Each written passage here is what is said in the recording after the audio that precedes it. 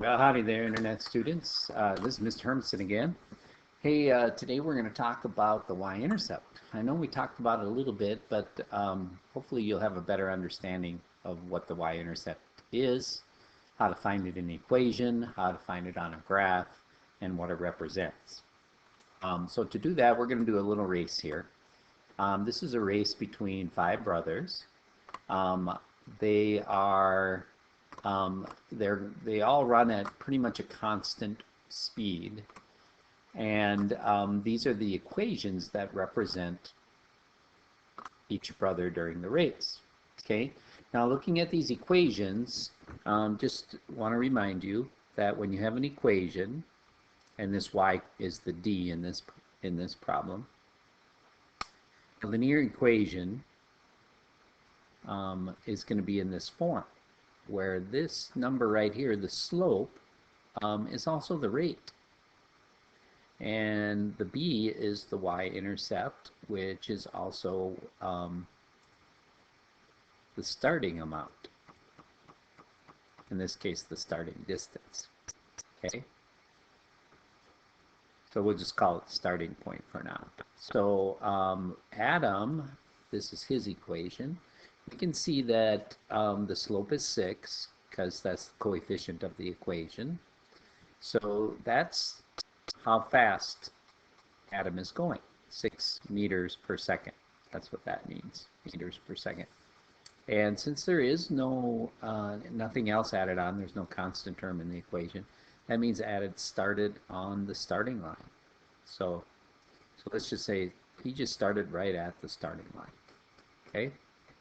Now Brett, the coefficient is 4, so that means Brett is a little slower than Adam. He is going 4 meters per second.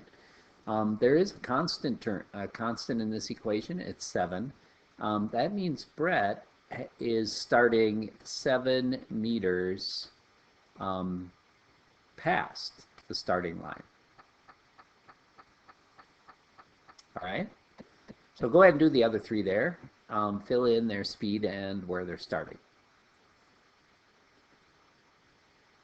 I hope you noticed the -5 in Eric's equation. So the constant is -5. And we're going to interpret that as Eric started 5 meters before the starting line. And I think the reason he started before the starting line is because you can see he's the fastest. He runs 7 meters per second. So he's kind of letting other people get a bit of a head start. All right. We're going to now use the graph to decide which graph represents each brother. Then circle the number who's represented by the line. So you're going to use your clues. For Adam, we're going to look for someone who's starting at the starting line. So that would tell you that the y-intercept is 0 and is going 6 meters per second. Okay.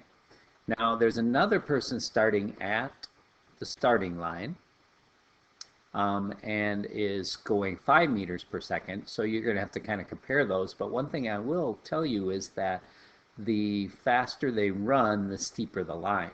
So that would be one way to compare them. But go ahead and give this a shot. See if you can figure out which line is which by looking at these clues and then looking at the lines. All right, how'd you do? Here's what I got, and I'll just explain one of these. So let's look at the red line here. The red line is starting at a little before 8, so we're going to look for something that starts before, that's starting past the starting line, but pretty close to 8, and that would be Brett. And then he's running 4 meters per second. Now the other way you can get that information is by looking at Brett's equation. The +7 means the y-intercept for Brett is 7. So that would be the red line. All right. Now, to help me with the next questions, I put their names next to their line so I can help remember which one it is. Like in 3A says, who began behind the starting line? And so that would be this teal line right here, who is Eric. If you want to write those names, that'll help you on these. But go ahead and do these, and if I'll pick the ones that I think you're going to struggle with maybe. But figure out, see if you can figure out the answers to these questions.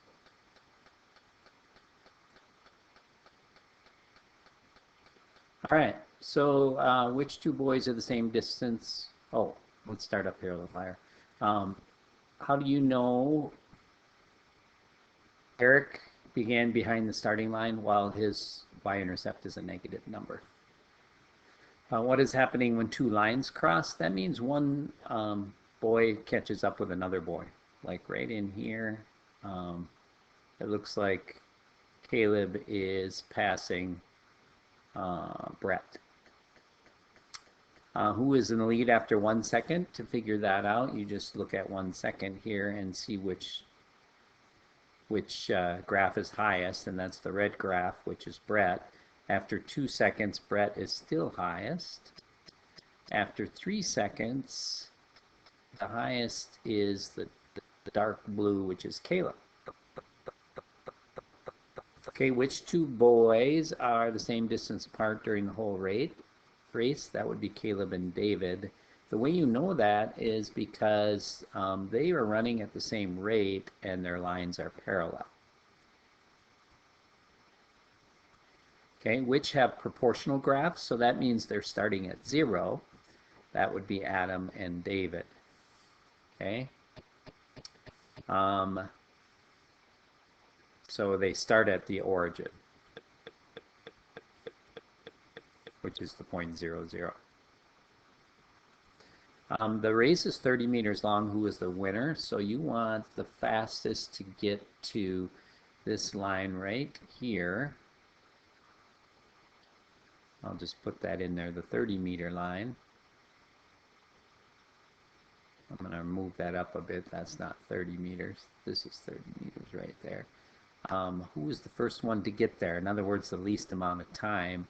And that is, you're looking right in here, and it looks to me like it's a tie between the teal line and the purple line. Is it there? And so that would be Adam and Eric.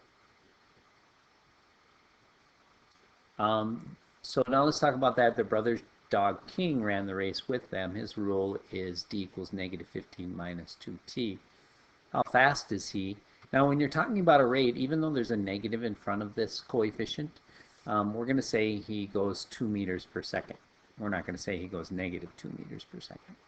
Okay, where did he start? He started 15 meters before the starting line. So he's really letting the boys get a head start.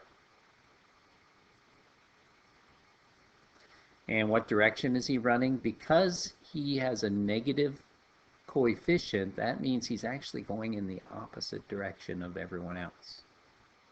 So at the start of the race, he ran off to chase a rabbit backwards, or he walked home or something while the rest of the boys ran their race. All right.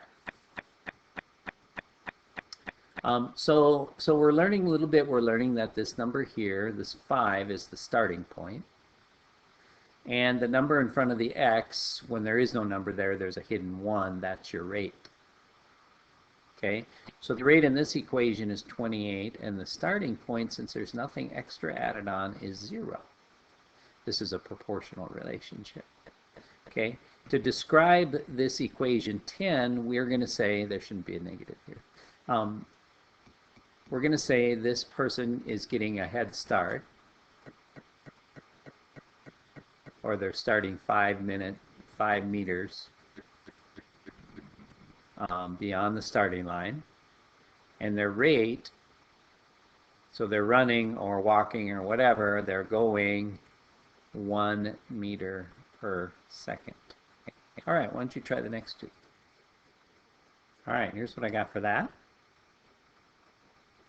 Now the next question says find the slope and the y-intercept of each equation. The slope is the number in front of the x, so in this one it's a hidden 1. Y-intercept is the constant in the equation, which is 5. So the number in front of x here, that's the slope, 28. The y-intercept in this one is 0. Go ahead and do the next two. All right, it says compare 10 and 14. What do you notice about the slope and the rate? So 10, the rate is the same as the slope in 14. And they are the same equation, so this kind of makes sense. And the y-intercepts are the same. So the slope is the same, and the starting points are the same for the same equations as the y-intercept. And you can see that here. The starting point here is 5. When we do the same equation, the y-intercept is 5. Okay? So the slope and the rate are pretty much the same. The only difference will be you can have a negative slope, but you really can't have a negative rate. So if it's a negative slope, that just tells you kind of the direction you're going, but you get the rate from the slope. Okay?